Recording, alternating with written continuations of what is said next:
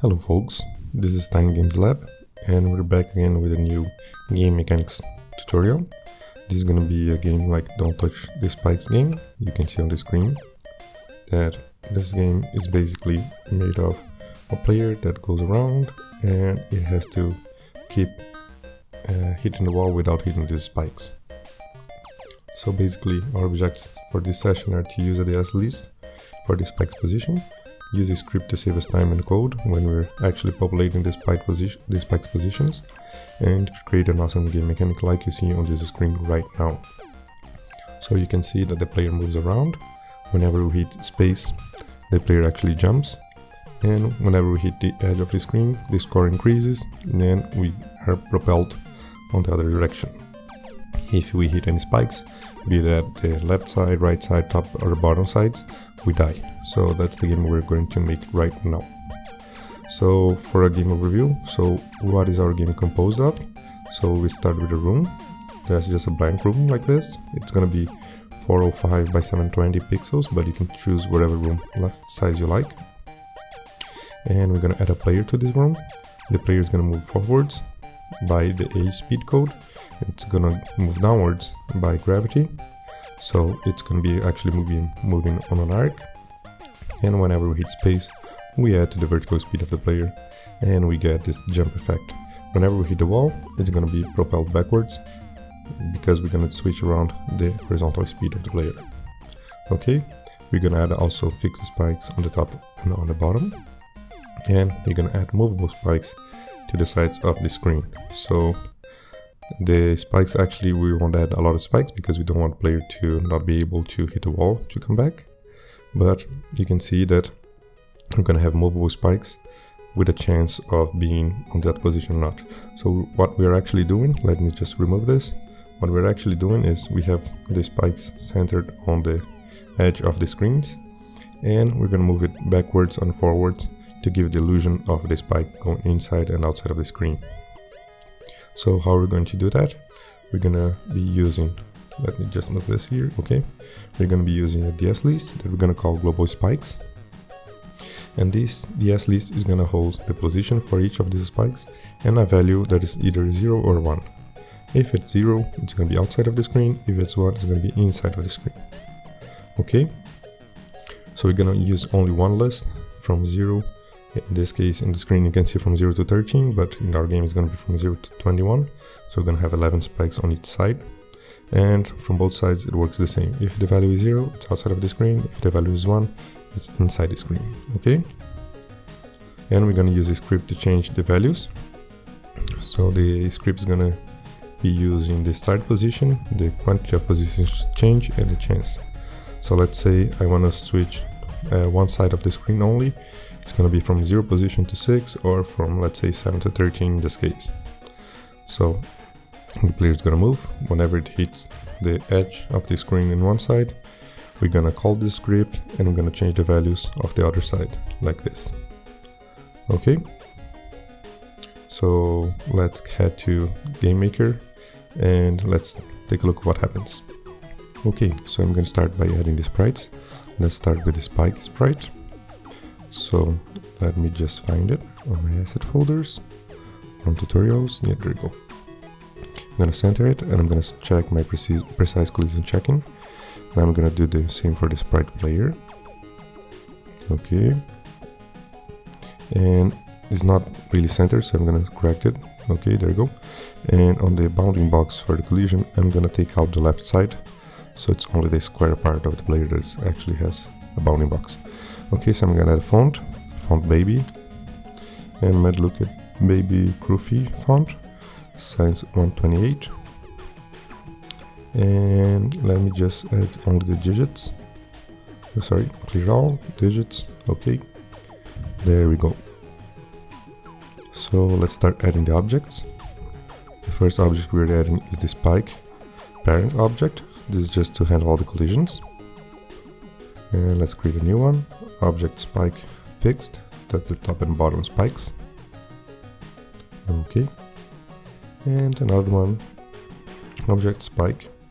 Let me set the parents because I forgot it. Okay, there we go. On object spike, okay, let's add the object controller. That's where everything's gonna happen. So let's add a creation code. There you go. And on this creation code, first thing we're gonna do is create our variable. So create list, global spikes list. So that's a DS list create event. There you go. And also I'm gonna add a chance, global chance of 0.5, 50% chance of getting a spike or not. Create the top spikes. So let's start with a for loop for the top row of spikes. So from 0 to, let's say, 6, let's increment I, and let's open the loop. Okay, within the loop, let's add instance create. Okay, the x position is going to be a formula, so that's x room I times room width divided by 6. Y position 0, object spike fixed. Perfect. Let's copy for the bottom row. There you go, bottom spikes. So I'm just gonna switch this to room height on the Y position. That's it. We have the 2 rows. So let's create lateral rows. So also I'm gonna use a for loop for that. Okay, this loop is gonna be 21 instances, or 22 instances long. So from 0 to 21, 11 instances per site. So first I'm gonna populate list, the DS list we created. I'm gonna populate it with 0 value, just so it has 1 value for every single instance. Then I'm gonna create the spikes. So if I is less than or equal to 10, so that means that the left side spikes. I'm gonna do an instance create also, but I'm gonna save the object name. So new spike equals instance create minus 60 times I, yeah, there you go, object spike. So that's how we make it move downwards. As the I increments, it moves downwards. And I'm gonna add x variable to it, so it knows where it should be when it's moving around. I'm gonna do an else statement now, just copy this down, and let's switch this. Okay, this is to room width plus 60, so that means it's on the right side of the room, outside the room. And the new spike x-axis is gonna be the room width. Perfect. And lastly, let's tell the spike its position, which is the I of the spike. So new spike dot position equals to I. So now it knows its position within the list, DS list. And now let's populate this list with actual values between 0 and 1. So what I'm going to do here, I'm going to use a script to do that. So let's create a new script. Let's call it script populate. Sounds good. And let's write this script populate. It's gonna have 3 arguments: start position, quantity, and the chance of having a spike on the screen. So I'm gonna create var start equals argument 0, var quantity equals argument 1, and var chance equals argument 2. There you go. And let's create some different variables, I, and some. And some, let's start with 0. And let's create a for loop again. For I equals 0, I less than quantity minus start, so that's how long we want to run this loop for, I plus plus. So let's add to the list. And the number that I'm going to add is going to be a floor between a random with a random 1 plus the chance. So this means that if it is 0.5, we've got a 50% chance of getting a 0 and a 50% chance of getting a 1. DS list replace, so let's replace the value that was already populated on the list. So the list is called lowest spikes. The place is going to be start plus I, and the value is going to be n. And let's add and sum all these n ups. So now we're going to use this n sum value to see if we're full of 1s, so we have a chance of actually having no place for the player to hit the wall. So what I'm going to do is going to check if n is equal the number of loops that it has gone through. we're gonna remove at least one of these ones, so the player has a place to hit the wall and come back without dying. So the answer is place, global spikes list, and I'm gonna use a round random, and I'm gonna use a random range between the start and the quantity, and I'm gonna use this to set up a 0 value for that guy. Okay, let me think. It should be start. Yeah, from start to start plus quantity. Okay, there you go. And 0. So this way we always replace one of the ones with a 0, no matter what happens if we have a list full of ones.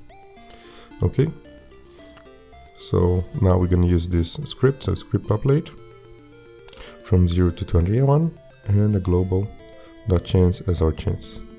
Perfect. Let's add a draw event. Draw begin event. This draw set color, make color RGB. I'm gonna make a gray color for the background, but darker gray from whatever comes with Game Maker. So draw a rectangle. That's from 0, 0 to room width to room height. Okay. Now I'm gonna draw the score in the screen. So let's switch the color back to, let's say, light gray.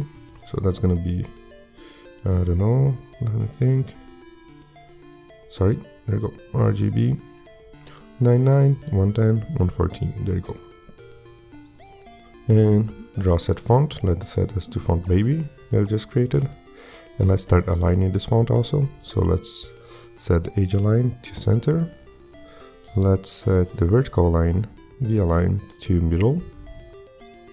There we go. And draw text on room width divided by 2, room height divided by 2, sorry. And the text is going to be our score. So we're drawing the score in the middle of the screen on the background. Okay, so let's create our room. So it's going to be 405 by 720. Let's add our controller object and let's hit play to see. Okay, so I got my top spikes and it looks good. So let's actually give the code for the spike itself so they can move inwards. So let's create a var position on the create event and a variable xx on the create event so we don't crash before it gets the actual values from the create event from the object controller. So let's add a code. So if DS exists, so let's check if our list exists, the global spike list, it should be a DS type list. There you go. And if this list exists, let's check the XX value. So if it is below room width divided by 2, it means it's on the left side of the screen. The spike, let's set our target. Target is going to be XX minus 60 plus 60 times the DS list value for this position. So if it's 1, it's gonna equal, let's say if it's equal XX equals 0 and the position is equals to 1, it's gonna give you 0, 0. If it's equal 0, it's gonna give you minus 60. And else, so that's on the right side of the screen. Let's just switch this around and that looks good. And x plus equal target minus my x value divided by 5. That's just a little simple easy equation that I saw on one of Sean Spaulding's video. Let's try it again. And okay, we got the left side of the screen working, the right side is not working, so let's check what's going on. On object spike step event, everything looks good. So we're doing everything correctly. The XX value is set perfectly. The easy in also, so let's check the controller object. Maybe we're spawning in the wrong position. And the lateral spikes, if it's on the left side is okay. If it's on the right side, let me check. Instance create, room width.